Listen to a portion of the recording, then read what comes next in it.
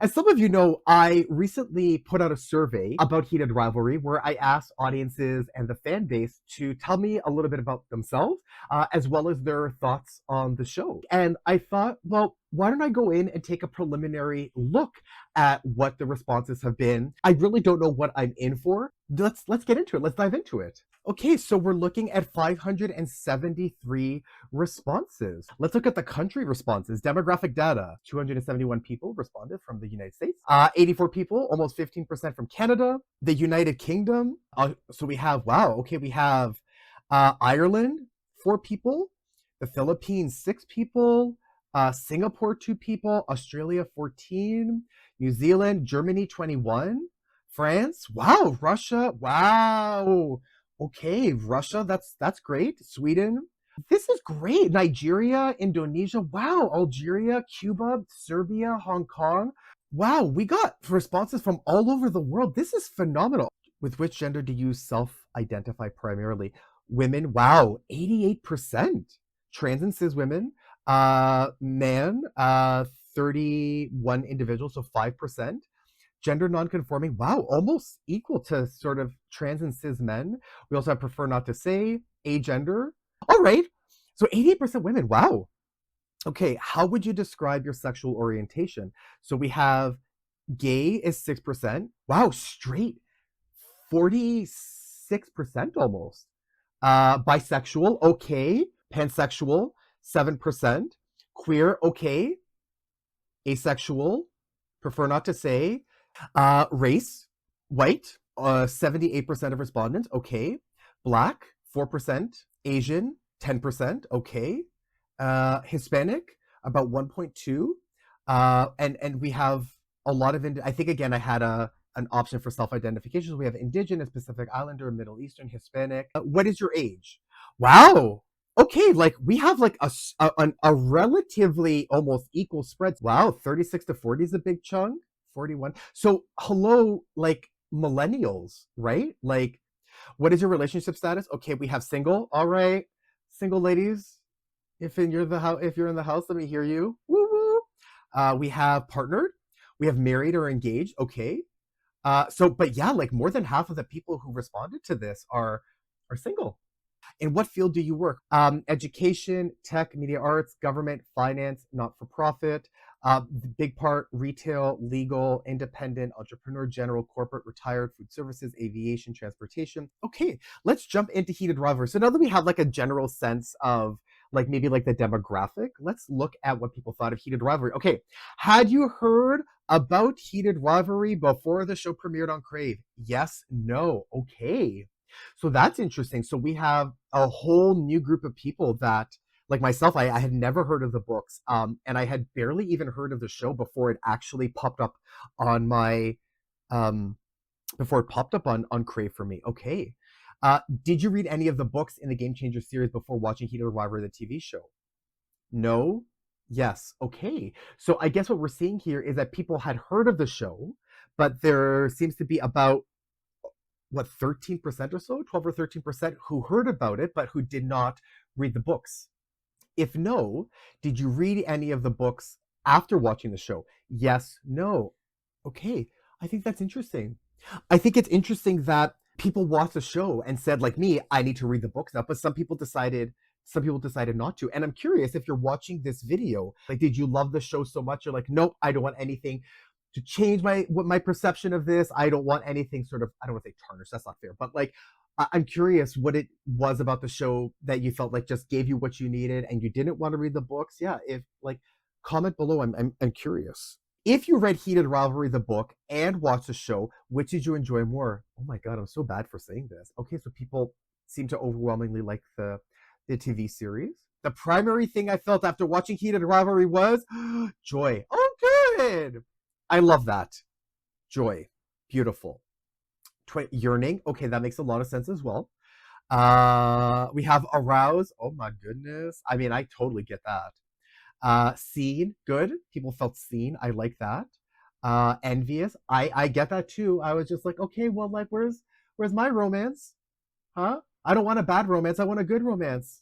Epiphany. Oh wow. Okay. something happened. Something came alive in the mind. I love that. And there's a lot of, I think I gave people a lot of options for other: overwhelmed, horny, love, hope, uh, like I had woken the fuck up, okay, joy, nostalgic, amazed, euphoria, giddy, happy, obsessed, changed, queer joy specifically, and like I just felt so happy and hopeful, and we don't find a lot of hope these days, so it was overwhelming to feel that peaceful and overjoyed. Oh, that's beautiful. This is all really good. Love, absolute love, a mix of everything, rejuvenated, captivated, inspired. Inspired to start a radio show and write. Yes, girl, look at me. I started a whole new YouTube channel. Like, you know what? This show has made me want to do things. Good for you. You go and you do that. What else we have here? Entertained, satisfied, hopeful, addicted. I wanted more. All of the above, euphoric, amazed. Oh, does that say kidnapped? I mean, listen, this show is a bit of a cult. It is a bit of a cult. Like captivated. Kidnapped and emotional, moved, emotional catharsis, beautiful. Inspired, I made an English course based on HR, using it as funds to pay off my loans, started acting and planning to move to Brazil to pursue film. Wow. And I attribute all of this to HR. Okay, the second thing I felt, aroused. So a lot of people were like, okay, you know what? A lot of people felt joy, and then after they felt joy, they're like, you know what? I think I'm feeling a little horny, which I completely understand. Yearning, okay, another big one. Joy. So we're seeing a focus on positive emotions, right? Like people had really positive experiences. Joy, yearning, arousal. Arousal is a good thing, people. Like, come on. We're human beings. We like arousal is an integral part of who we are. Nostalgic, epiphany, envious. But listen, and like, we can think of envy as like a negative emotion, but it's a real thing, and it's linked to desire and wanting to have something as well. I don't think that's, in the context of this show, is necessarily a bad thing. And envy can inspire a desire for change. So what do I do with my life after that? I know. Listen, start a YouTube channel. That's what I did. Empty on the inside. Oh, I get that. I get that. Like when you feel so much, you feel almost kind of spent, and you're just like, God, like. But listen, when you feel empty on the inside, that's also an opportunity to start rebuilding and to start. I don't want to say filling the void or filling the holes, but I mean to start basically filling it. To look and say, well, what is it that I need to start filling this emptiness? That's not necessarily a bad thing either. The first thing Heated Rivalry made me want to do was share my thoughts online. Okay, so again, like the fandom really wanted to go online and start talking about it, and that's great. I see it here. Find love, yeah. Jump my lover's bones, yeah. Listen, arousal. The show is hot as hell, and if you have that partner and you feel that connection, absolutely, you go, girl. You get that, whatever it is that you want. Get back into dating. Yep, I've started kind of dating too, as someone who's single. Like, okay, I should probably give this another try. This is how you meet another person. See a therapist. Yeah, listen, I have been to therapy. I am a big proponent of therapy.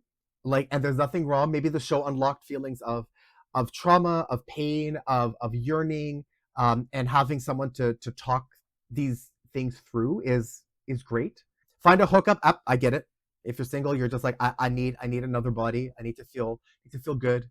Break up with my partner. Okay. Some people said I don't feel what these people feel, and this is what I want, and I'm not getting what I need. That's fair as well. Take more of a chance on life. Yes, girl. Live your life. Full life reset. Okay. I get that. Good for you. If you watch the show and it had such an impact and it made you say, let me reassess what I'm doing with my life. I think I need to start again. I don't know how old you are. I don't know where you're from, but honey, it is never too late to start again if that's what you've decided you need to do. You get yours. You get yours.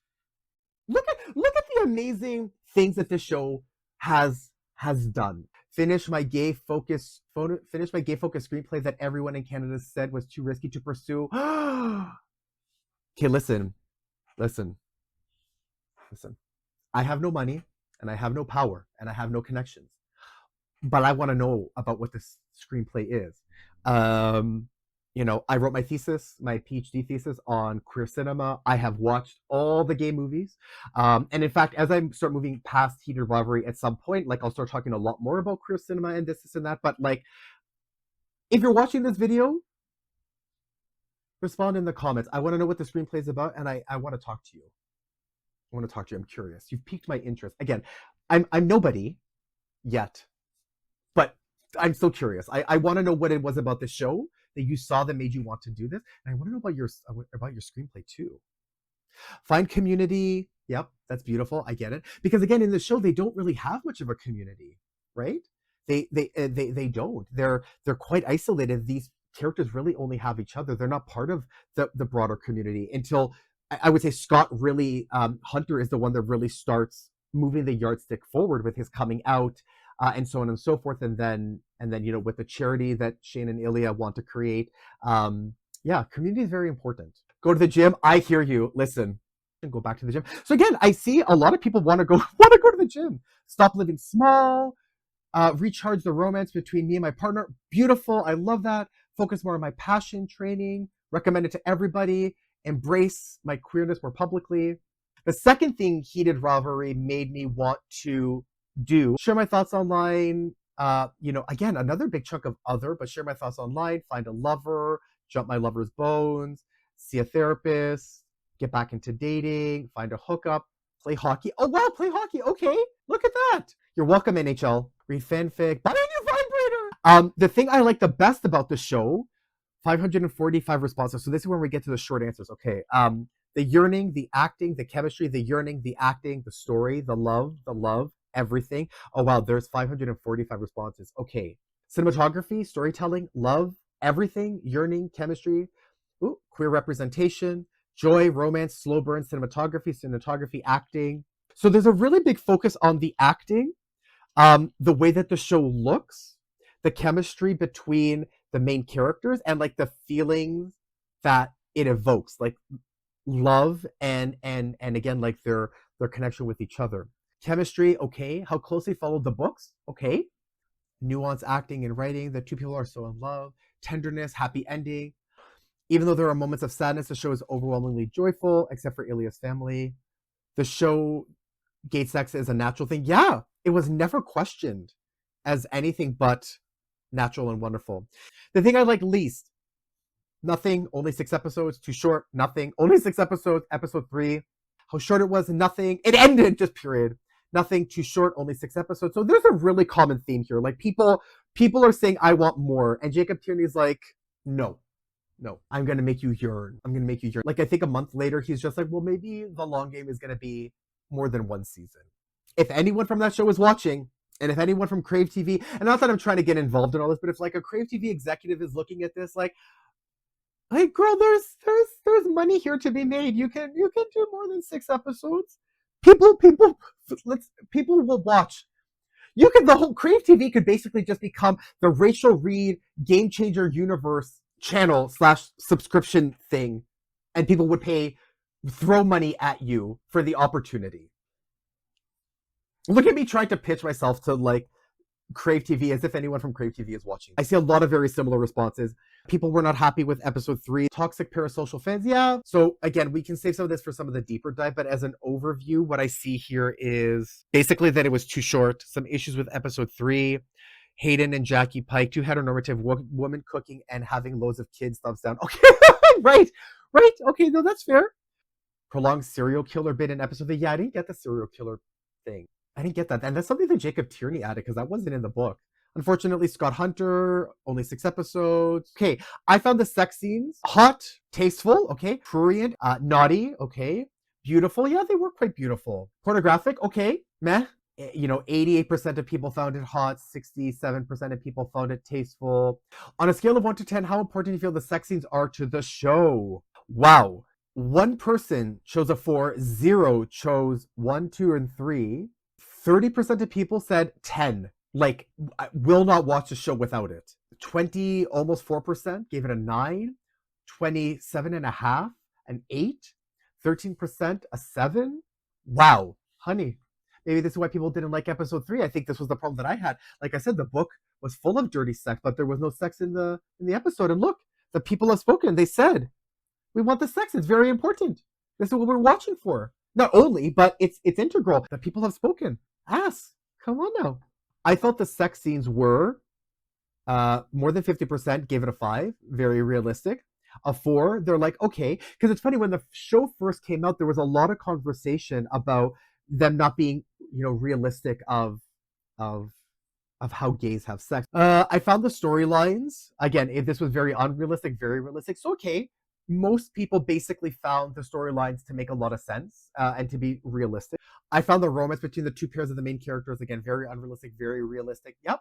Overall, realism in Heated Rivalry is, here the response was, important, not important at all. So, okay, incredibly important. So again, there is an element. This is really interesting because romance, hockey romance in general is a fantasy genre. Huh?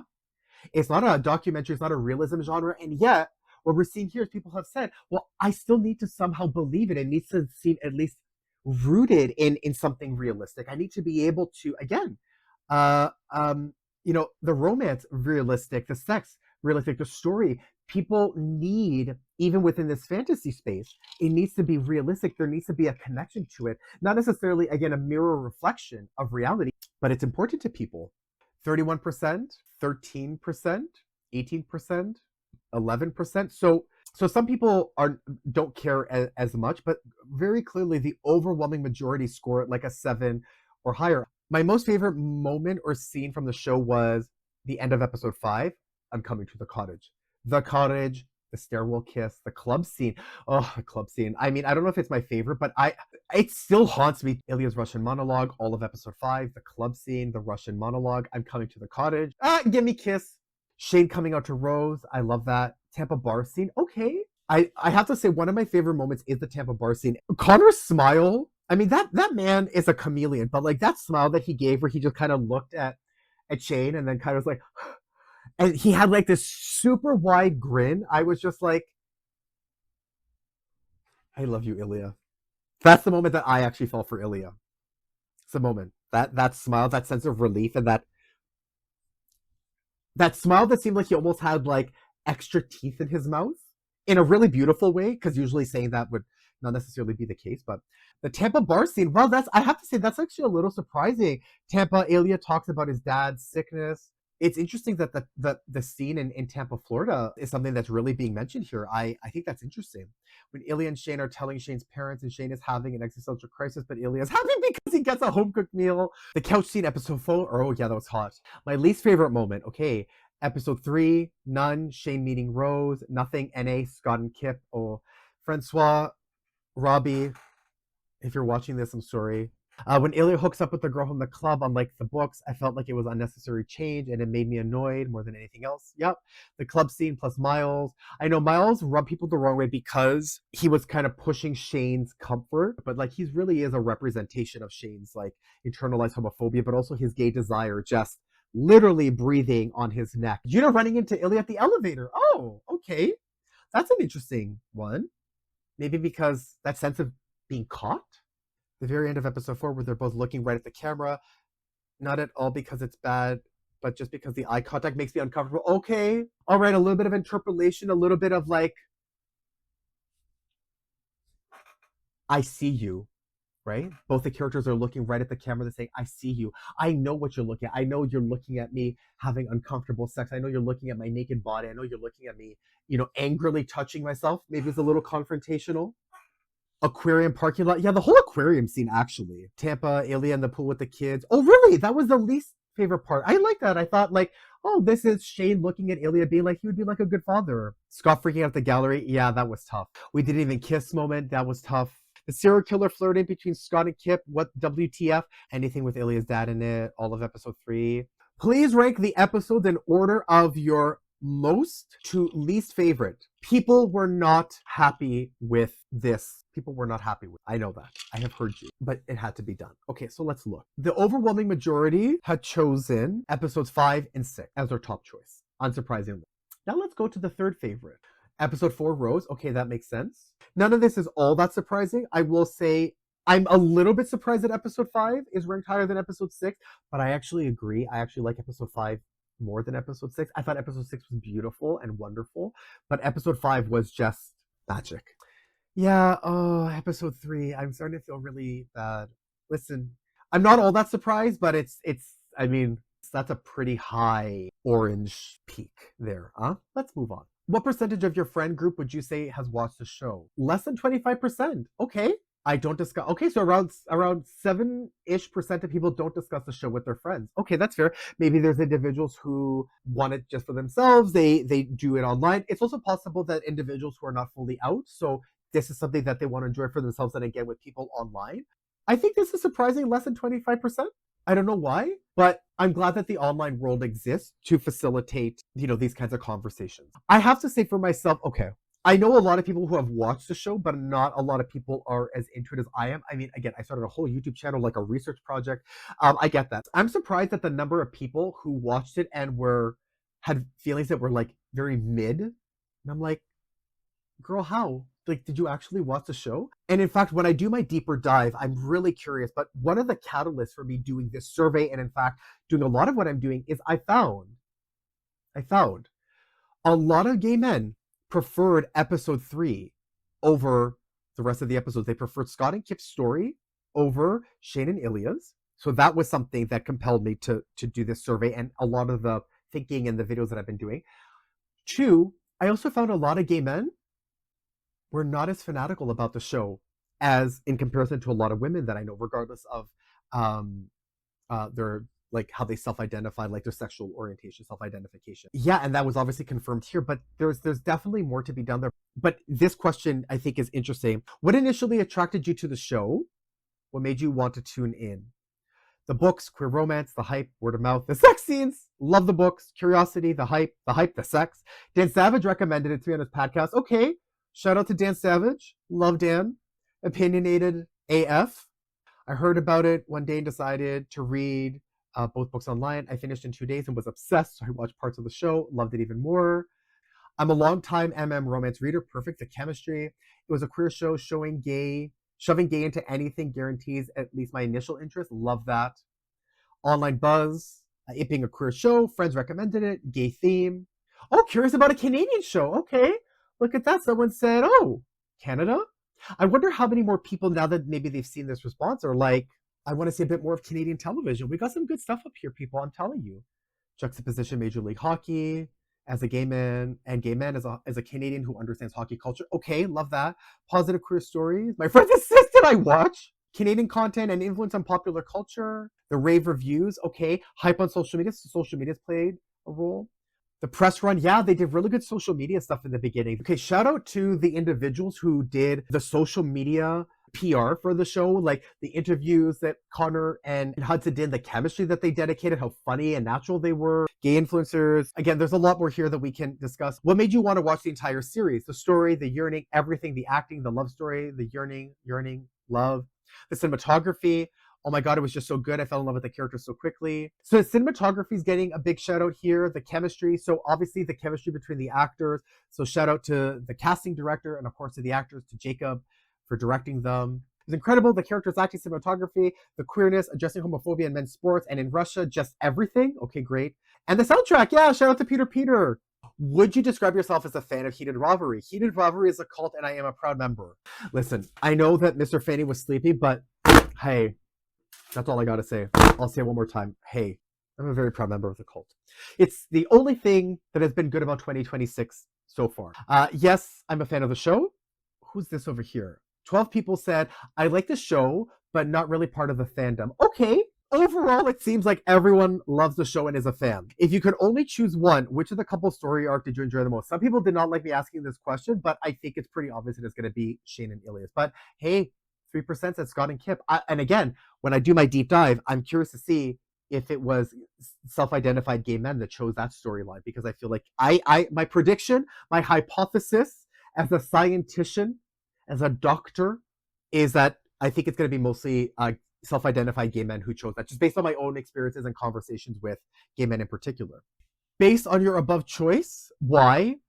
Chemistry, more interesting characters, it just felt so real. Scott and Kip's story is simple and not that complicated, sort of like a rom-com movie. Shane and Ilya's story was way longer and more complicated. So again, my husband preferred Scott and Kip's story arc more. Oh, sub-dom dynamic. Okay. Pillion, like this also came out at the same time as Pillion. So there's, conversations happening in the social psyche about domination and submission. I didn't want to answer that question because you were asking me to choose between both sides of my heart, so I picked the first one. This question sucks, by the way. Sorry, but it had to be done. How do you feel the supporting characters were portrayed, in particular the women? Amazing, very well, amazing, excellent, excellent, perfect, amazing, perfect, excellent, love them, all strong, independent, not sexualized. That's true. The men were basically the ones who were sexualized through and through. I like them. I like that they are strong. Wonderfully, usually in shows such as these, women are viewed as villains or pieces to be moved around, but they felt more supporting characters. It's great that the female characters were portrayed in ways that almost everyone seems to agree is just great. I really like that. Obviously, like a lot more can be said, but the general thrust is Rachel Reed and Jacob Tierney just nailed it. What stood out to you most about the show? The acting, the acting, the acting. Yep, great performances. The joy, the chemistry, the yearning, the cinematography, production quality. Yeah, Jacob Tierney made the show look expensive, and I know that people, and I haven't actually talked about it as of yet. I will, but Jacob Tierney was very much inspired by the movie In the Mood for Love, which is directed by Wong Kar-wai. It's also a story about like yearning, but it's more of like an affair, but it's set in Hong Kong during the 60s, but it takes place over several years. So it makes sense in a way that he would take like the color design and the way in which that this saturated, this rainbow of color adds and becomes almost like another character in Heated Rivalry, and that he took inspiration from that. But I would say, and if you haven't seen In the Mood for Love, you should. It's phenomenal. But I would also say Happy Together, that I think was released in 1997. That's about two Asian men, a partnership between two Asian men who live in Argentina. I believe it's Buenos Aires. And it's also very colorful. It's about like yearning for each other, even though they are together. And again, it's called Happy Together. I need to rewatch that movie, and I have to think a bit more about Wong Kar-wai and this TV show. What did you like most? Oh, the polar opposite responses online. At first, I wasn't considering getting into it because all I kept hearing was that it was just another smut show and that it was awful representation. Oh, however, once I watched it, I loved it. We'll be watching it again and try to see more small details. Great. The duality of Hudson and Connor in real life, that the character plus Jacob Tierney's amazing talent and director, the performances, super high quality production. Yeah, again, the cinematographer did an amazing job. Tierney's direction, the color. Again, the cinematography and the color design is very clearly a key element here as well. The messy relationships, authenticity, the joy, the happy endings. Again, cinematography. The people have spoken. Cinematography matters a lot, clearly. Okay. Because most of the queer shows out there are either tragedies or camp, but this was neither. Made us feel very strong feelings. Yeah. Something I hope to see / isn't cut from season 2 is the trophy scene, trophy room, the wedding with the Pike kids, the wedding with the Pike kids wedding, Halloween party, trophy room. Not sure, trophy room, Sharon and Anya. Yep, the doggies. Ryan Price storyline. Okay. The whole fucking book of the law game. Jacob Tierney, please. Please. Trophy room, the first wedding. All of it has to be there. I don't care. I want to stay at the cottage forever. That's it. It's over. I'm not watching the second season. The key things that I'm seeing here is the wedding, the gym, the trophy room, the dogs, and the focus on mental health. Shane with his eating, and Ilya again with clinical depression. Media consumption practices. I enjoy doing the following: watching movies, watching TV shows, going to live theater, watching pornography. Okay, hey, you're not the only one. I primarily consume my media on my phone. Oh, wow. Okay, so a lot of people maybe were watching this like on the go or on the go on their phones. On the TV, okay. My desktop computer screen, laptop or tablet. So lots of consuming on the go. That's interesting. My favorite genre of fiction is romance. Okay. Comedy, drama, horror. Yep. Science fiction, fantasy. So the three biggest representations here are romance, fantasy, and drama. When it comes to Heated Rivalry, I like to watch YouTube videos about the show. That makes sense. Listen to podcasts about the show. Follow fan accounts on Instagram. Follow the creators. Okay. So we see 85% of people follow Connor Story, Hudson Williams, like the creators and the actors on the show. Again, social media seems to be really big with the show. Read articles about it. Buy art based on the show. Okay. When it comes to the actor / production team, I'm a fan and want them to succeed, win awards, have money, this and that. I'm mostly indifferent, but I like knowing that the cast production team is doing well. Okay. I don't really care about them. I just like the show for the show itself. 3 people. Conclusion. thank you so much. I'm going to stop rambling here, but please do comment. I want to hear from you. I want to know how to go forward from here. A friend of mine's like, you should write a book. And I'm just like, girl, what don't you understand about I have to work another job, and this is, for all intents and purposes right now, a hobby, that you don't understand that I have bills that I have to pay. And yet at the same time, I'm like, should I write a book? Should I write a book? Maybe I'll put that as a poll. Should I write a book on Heated Rivalry, yes or no? If you haven't subscribed to my YouTube channel, please do. Please like, please comment. I want to hear from you. And again, this is not the end of this. This is literally just the beginning. And I will see you next time for the next video on this channel. Until then, bye from Angelo. Bye from Mr. Fanny. And also, you know what? Bye from Georgie, who is always with us in spirit. Bye, everyone.